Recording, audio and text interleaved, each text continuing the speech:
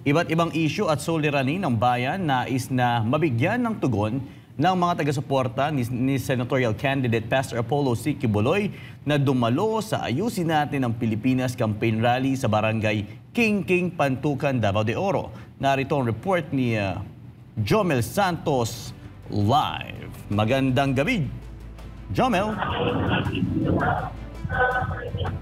Yes, magandang gabi kapatid Franco at kay kapatid Adma at kay Ka Eric.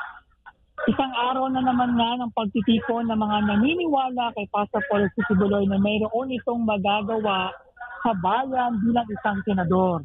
Dito nga sa Barangay King, Pantukan, Davao de Oro, iba't ibang sektor ang nakiisa. May mga manggagawa, magsasaka, mangingisda at mga kapatirang Muslim.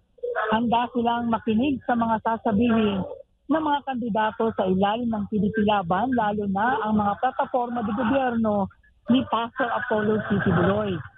Ngayon nga ay ang agrikultura at pangingisda ang pangunahing hanap buhay dito.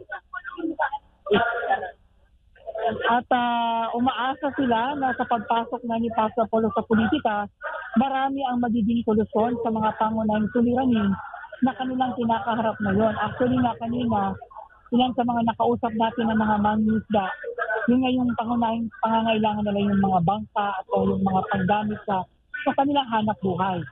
At para sa kalaman ng atin at ang bayan ng Pantukan ay may 13 barangay na may 100,000 populasyon kung saan nasa 6 na po ang mga butante na boboto ngayong darating na May 12, 2025. At yan ang mga huling kaganapan mula pa rin dito sa Pantukan, Davao de Oro. Balik sa inyo, kapatid Adma and Franco. Maraming salamat, dagang salamat si Jomel Santos live mula dyan sa Pantukan, Davao de Oro.